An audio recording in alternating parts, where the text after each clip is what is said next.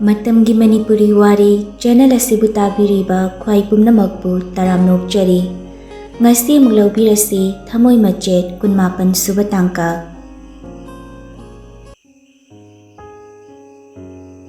Chatkhribasingdudi yenglamlaga maga lakminaba nupaduga hospitaltudagi tholakle. Rinda Hozikki nupido aina khangkiba mi ama male.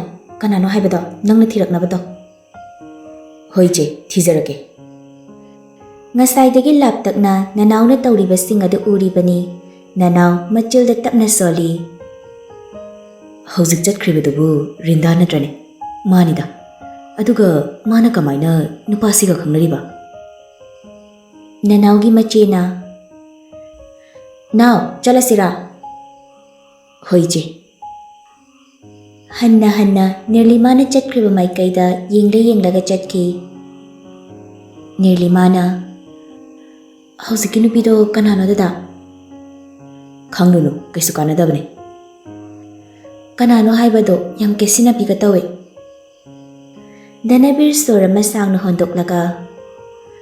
Hana aiga khangnaram haiba nupiduni. Nirupama nokmi tawrambadu chaptingba maithongda laikre. Masadu charang khoirang nana Danabir da saureng phaireng yenglamlaga prap chatkre. Danabir su kaino sinamu saurira tawrisina. Tafing nupiduna chatkriduda tanaki. Naubana Ekhoi sarsi yadre he rak kainom tawbre.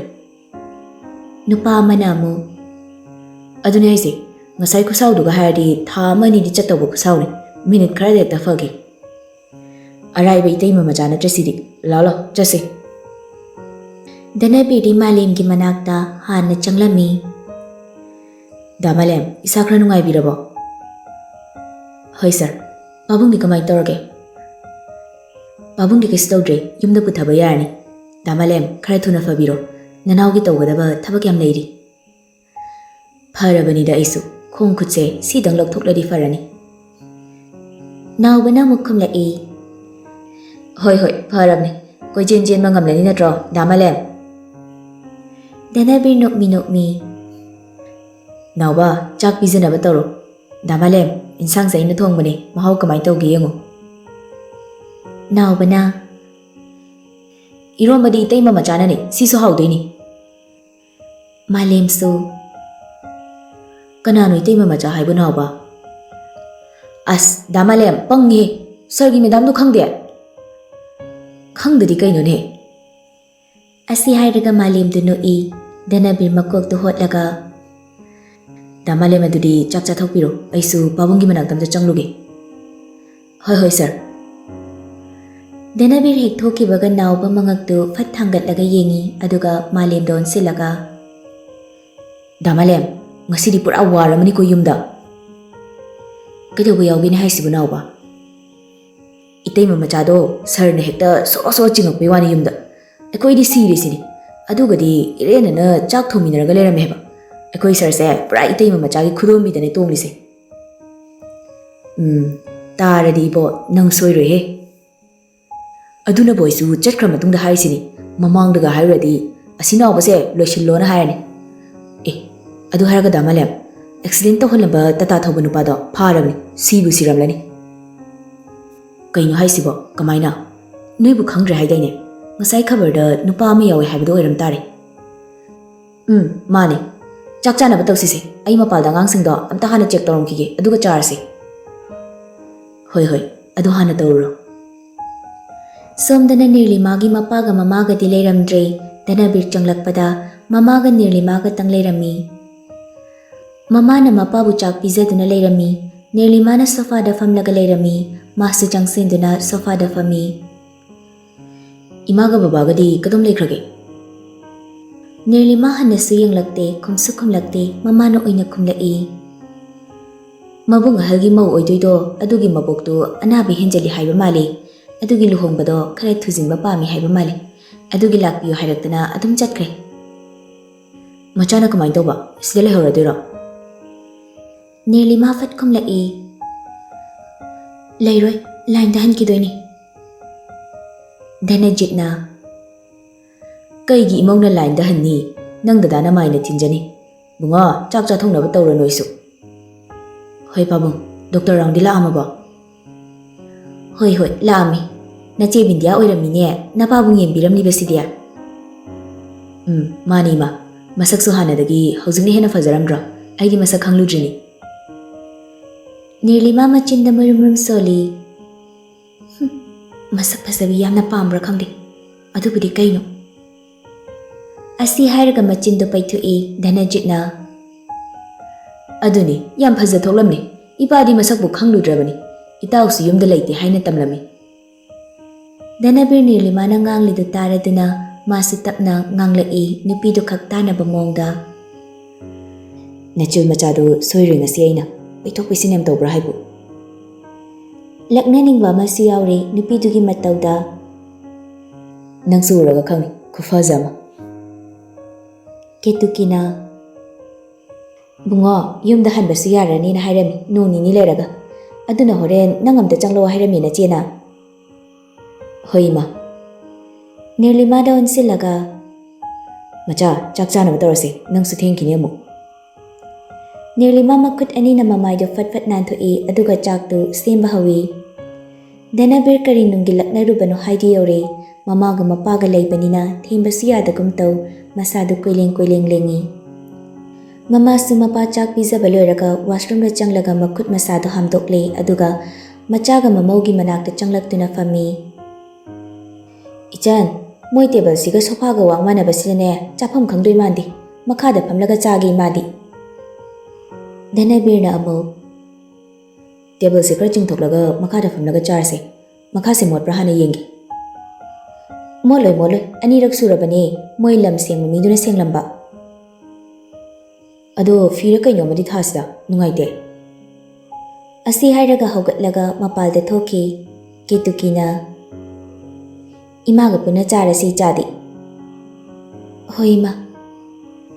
Dhanabir makutta fi ani pairaga changlai adu tharaga masu famthare.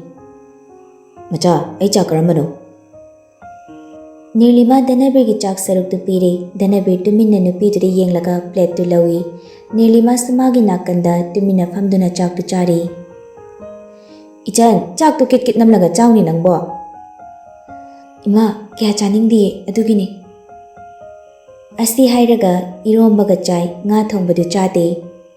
Dhanabir Nirlimada fat yenglai nga thongbadu charamdaba ubada tengkot tu fat paikhalaga khabaiduna kotlaga sat hapchili. Ai chaningdi. Kari chaningdaba chaw yam thuna khara noinaba. Macha mamaugi matawda mamasu nokmi. Chaw ikai no imausidi. Ngahaki matungda chak charibadu loiraduna Nirlimana charibasingdu loishalaga washroom oiriba domda changki. Dhanabir su tapli manungda changlaktuna tapna. Sawiro macha. Nirlima sawningna Dhanabir bu mapalda inthorai tanja chana mapagi mobile du ring khinglai. Hello. Funny. Ai chanu pa thajarak lagi. Hoi. Hojik ta tharak lagi. Babu, kanano? Thoibuga nang thabo ama chatluda yaru. Imongna ne nawbane hek thilalasi. Ai horen halaklaga thilage babu. Madu yaroi ne. Asomdasu anaba yaurena chenakhrido sida sum leithokpa yaba natene. Dhanabir Nirlimada onsilaga. Ai halaklaga thinba nang thengni haibairo. Hoi, babungna hairi soina torase. Dhanabir tumina laikre Nirlimada mangonda khara waraure haiba khangde mana thinge haibade yadribase. Somda sanahal. Luhongbasi nong nini sida thujandori anabado khara kalhauri. Premilana.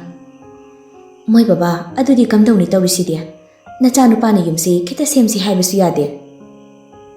Ngasidagi hekta semba hauratawni. Nachanupadane call tawko. Machaldu malakpada pubiroona. Baba, kitukina moi thilaklage na hairakpani haidras yarani. Fare, adudi aisu mi amani ta unaruge thabakse yamna watli tawrise. Asi hairaga thongalomda thokre Premila suimungda changkre. Somdana phone da Elizabeth Sanathoiga wari sanari Elizabeth na. Tamocha, idea ro haisni ko. Kari no mi ili nangbo, thok tong ko. Kamai na photo tham doino haibni. Tamocha hoi ichal hoi loina urani. Wakal khara tawo na. Nang nupi koi joi tawri na tro du yadri da. Horak le to, magi hauna gise. Koi roi mi, ai gini nang lai sidi. Adu yaroi. Mi maning le kai gi che tamu gi nupa do adai na hairam laga nupi chen ki hai. Mi gi nupa ga ai ga mana ba yaroi ko. Tamocha, adu yaroi haisni koi di thammo haibani. Nang ai sum sarok tuni yong ko. Facebook phangi nang na thok thak tawda ai phau da pai phangdre. O, ai na pai ba se nang yam pahaning da boy re. Phei phei, pai roi be, khangni ba. Nang na pirak pa mata ai sizna roi ba ngasi dagi phone si ju pai roi be na. Ilie, nang ngang na ba khra ta na si ko. Bap yam pharakanu. Chai ja ba soi ngasi. Thok thak to yam ngang rabu. Elizabeth kap ngang taw ba horak le. Nang na nupi to pa koi khradi ai di kamai tok deba. Aingonda mi nupa to pa na koi gi harak lasu. Ai gi di Tamocha leire na loina hairaga. Ilie, ai gi sin nang leina loina hairi sidi. O, aduga aingonda di nahang kai haidabni ne. Phei phei na hanuba nang hojik ai gi nupa koi ni ngona. Saudana call do fat ka I aduga Nirima da call tawsili. Sanathoi na call tawsilakpada busy haire. Aya, yengune mase. Nungai ni ba nang aina. Yengo ba. Handak tholakpada chensin da ba yar. Sumaina sum khana leidu sarupadi.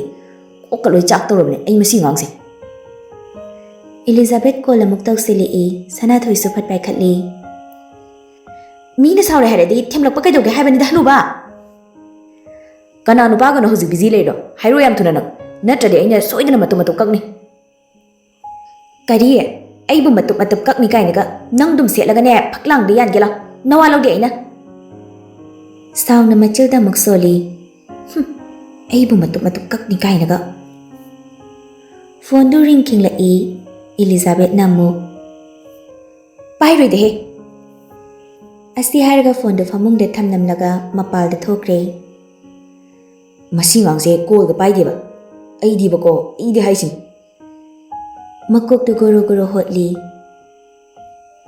Hospital dani punna sofa da faminari pung sutara mathoi tasilak kadaure dana bir su chak hek tok paga dum chat khrabani.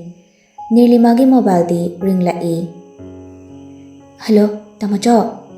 Hoi, ai leiriye. Call de thamki baga ke tukina. Ichan, kari hairaklino, nabung natro. Hoi ma, Tamocha ni. Ai loba changlak ni haye.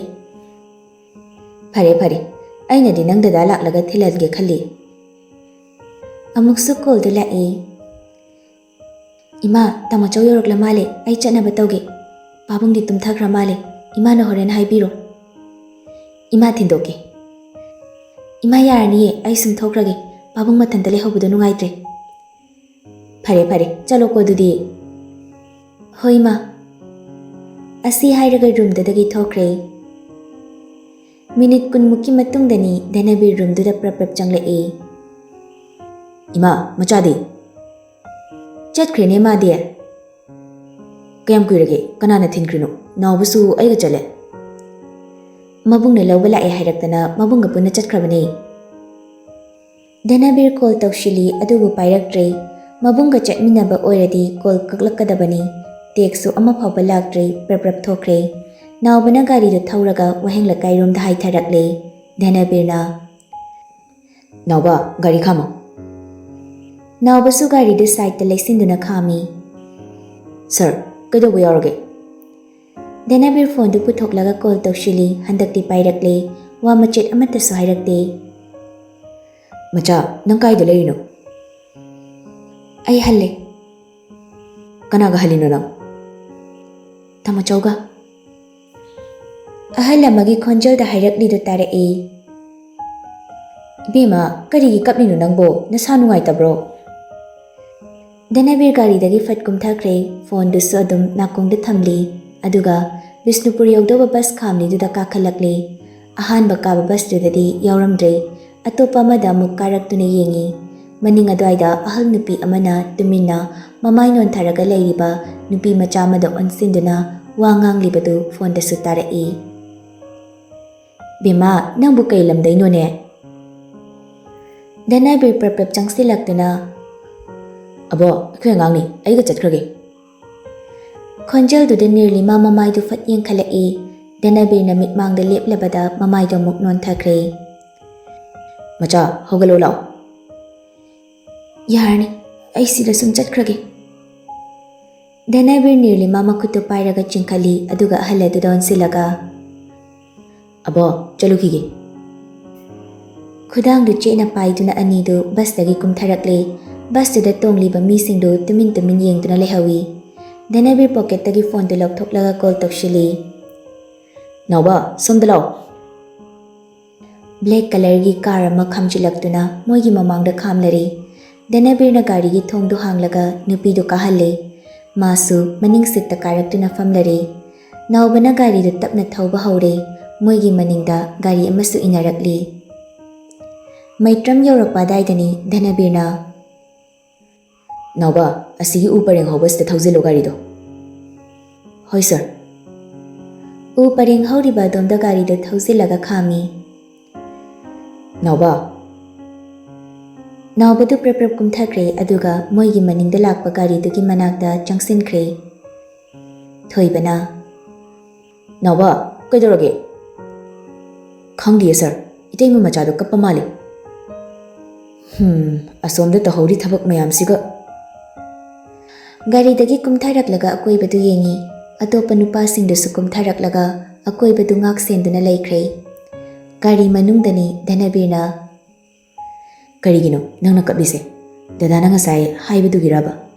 Aduga ingondana oidaba ngang nina kaige. Tamo choga chale dainina. Nirlima kay subkumnakte tuminna na hongnana mukpi du tarakle. Danabir Nirlima romda masado pulap laysilaga makutupay silaga. Macha, kaygino ba nang nakapise? Big su yaudi nang paisa yaubra line da chatoy toromise. Nirlima yaudi haibagum na mangagdu hay matawdu da chingnaraduna makhongdu fat thangkatlaga tongliba slipper du lakthoklaga yengi. Makhong khongpakdu ngangsanganglami aduga mari taba mapadasu ising hali taurami. Danabir Nirlima da fat yenglai. Rims dagi na waheng lekay fauba khong na chatlamlani haiba khangle. Danabir thamoi aduki matik sokre. Kari maram gi magi machana mangonda asuk warogano khalai. Adubu wakhal thoktrema. Tapna hairai mamitusu mapira chele nupana tagum. Macha, dadana nangonda kari lankrage. Nangnu sumaina toromise. Nang khakna chaina fangbudi yaroi. Asi haiduna makutu gari gi side da kinna thinjinki. Nirlima mamay non thaduna leirambadu hangatlaklaga yenglai. Nupadugi makutu faraga. Kainu dawri tubu dada, ingakta ngaire. Macha, thadose, phagano haiba. Ay yamda soikra male nangonda. Nangna ida warauraga nasabu wahanbase. Ay khangba ngamdi. Wa ngang na mapi tarakle. Nirlima Danabir gi mathada mamaydu upsilaga hi kapthorakle. Dada, ay nangga kaina bangam loye.